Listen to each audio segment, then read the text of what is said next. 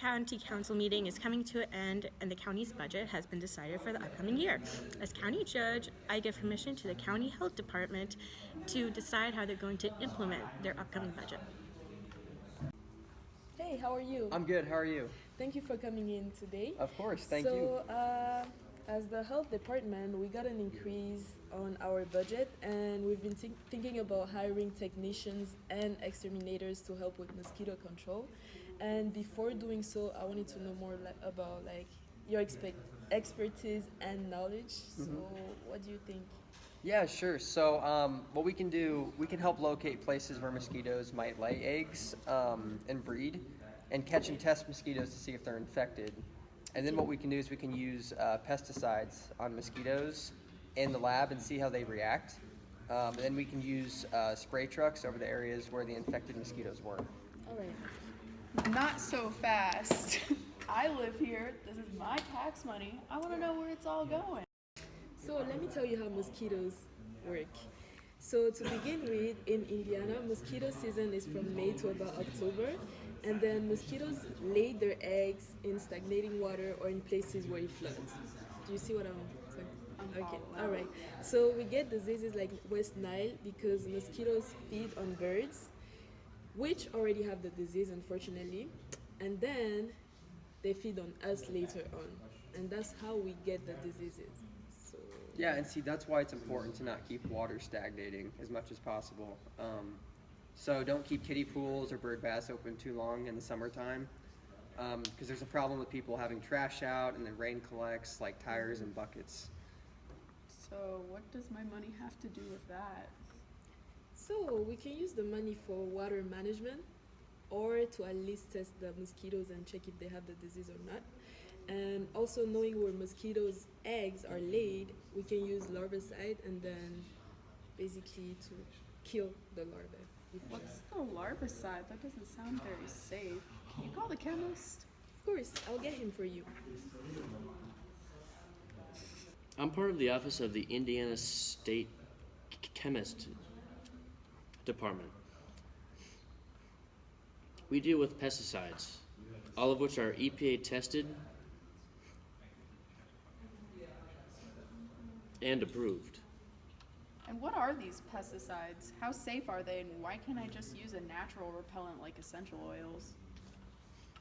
Well, the pesticides are pretty safe. They're approved by the EPA, and they're highly examined before we're allowed to distribute them, let alone before people can use them.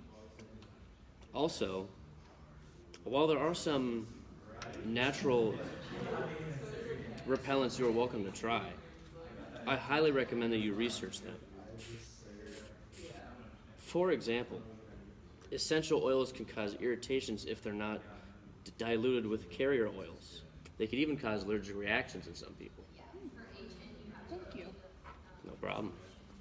So how can you ensure that I'm not going to have an allergic reaction to the chemicals in the pesticides? I mean, that's definitely a possibility, but we're not spraying right now.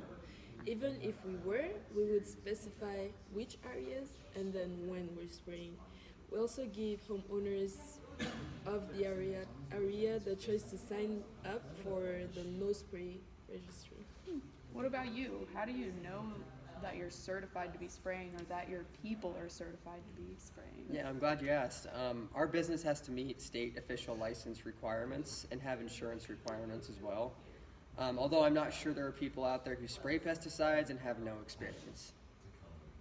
Also, the county health department will make sure to hire professionals and will make sure that the public is not at risk. And what about the mosquitoes? Won't it be bad for the environment if they're all dead? Call a biologist or something. Hey, so we definitely don't want mosquitoes completely gone because these are species, but they do pose a lot of risks, but they're still important to the ecosystem.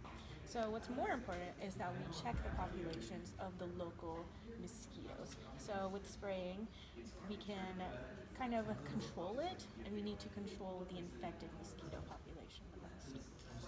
Yep. So mosquitoes are vectors for incredibly dangerous diseases like West Nile disease or yellow fever or Zika, not very good. But let's be honest, if we didn't fund mosquito control, what's the worst that could happen? Hey nurse, I'm not feeling so good. And what seems to be the problem? I have a headache. Oh yeah. Your lymph nodes are swollen and you have a fever. Have you been anywhere recently?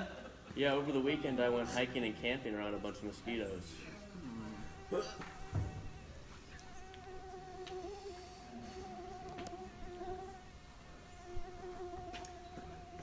Yeah, he's dead.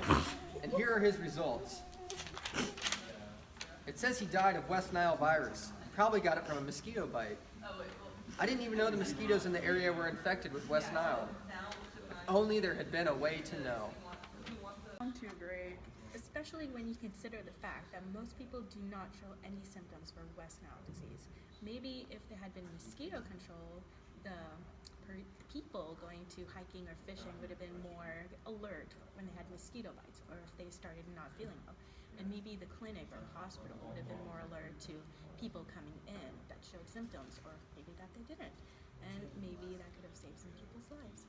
Who knows?